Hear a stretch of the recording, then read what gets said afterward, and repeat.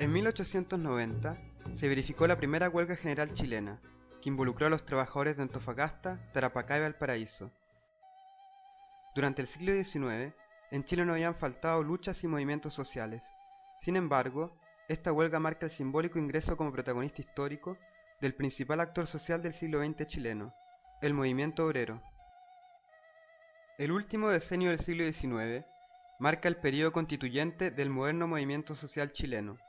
Organizaciones explícitamente anarquistas o socialistas comienzan a nacer en distintos sectores del país, publicando y distribuyendo periódicos y revistas con el objetivo de concientizar e ideologizar las masas obreras del país. El movimiento obrero se concentra principalmente en dos áreas.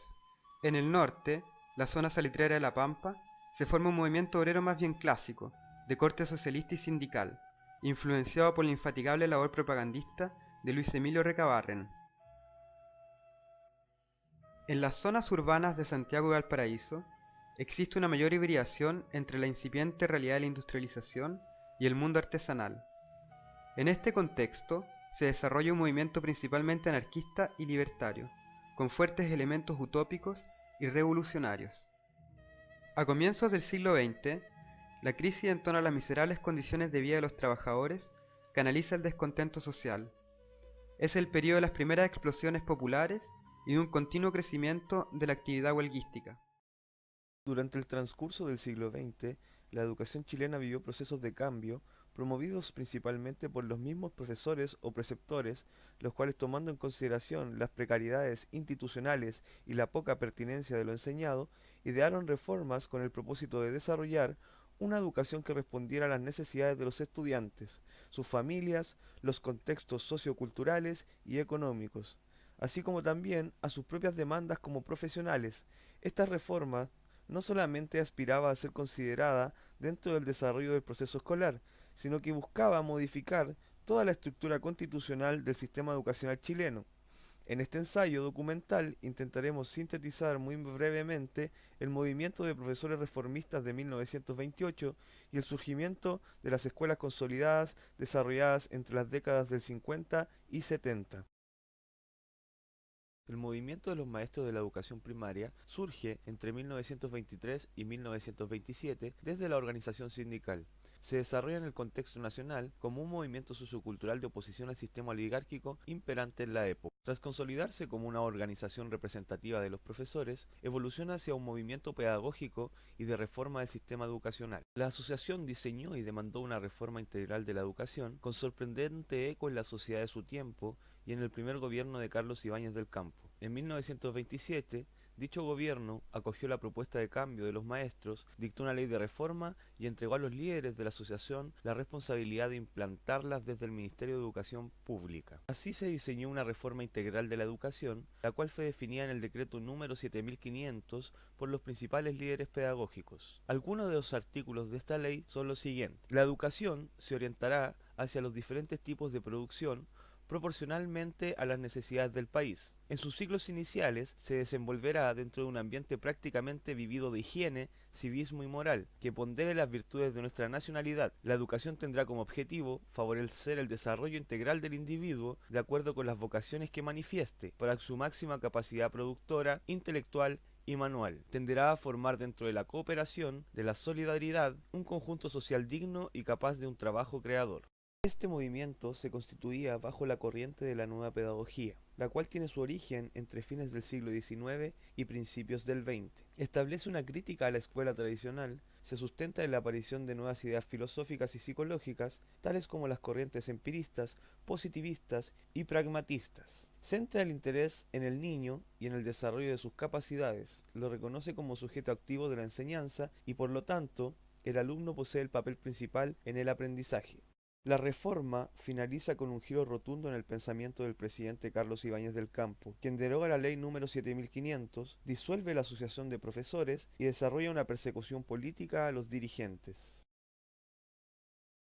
Dentro del contexto país, las décadas del 50 y 60 se ven marcadas por la búsqueda de soluciones a los problemas habitacionales de la población urbana. Es así como se conforman comités de vivienda en donde pobladores, comerciantes y profesores normalistas se toman terrenos, los que dan paso a la construcción de poblaciones emergentes en las periferias de Santiago.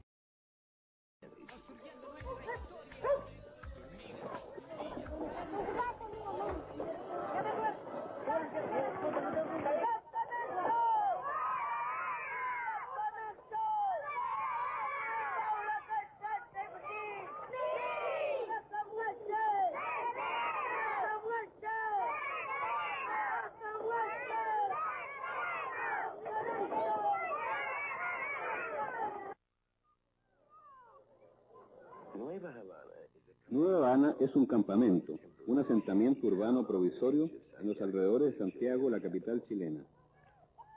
Aquí 1.700 familias muy pobres de clase obrera viven en mediaguas mientras construyen sus casas definitivas dentro de un programa habitacional del gobierno.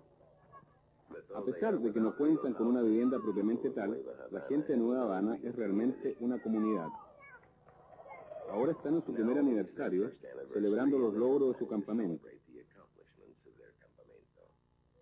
Solamente en un año han construido y gestionan su propia escuela, policlínico gratuito, centro cultural, policía, corte de justicia y un sistema altamente organizado de autogobierno.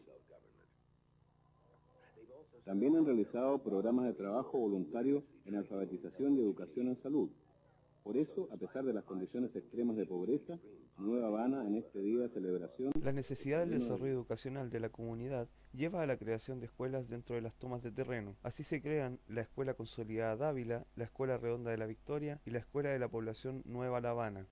El propósito de la creación de dichas escuelas es la utilización de espacios comunitarios para fortalecer una institución educativa que esté al servicio de la comunidad. Sus propuestas pedagógicas se vinculan al contexto político de la época, en donde se fortalece el actor histórico, quien promueve cambios sociales que fortalecen su organización, su participación política y su desarrollo cultural fuera de las cúpulas de poder. Es así como se desarrollan sistemas educativos promovidos por pobladores, movimientos sociales y educadores. De este modo se ponen en práctica nuevas nociones pedagógicas, donde se valoraban los conocimientos particulares de los pobladores fundados en la cultura popular y el conocimiento del trabajo agrícola y obrero, más que en saberes escolares. Los pobladores estaban conscientes de que necesitaban hitos que les permitieran construir una narrativa sobre su propia historia para transmitir a sus hijos y a las futuras generaciones.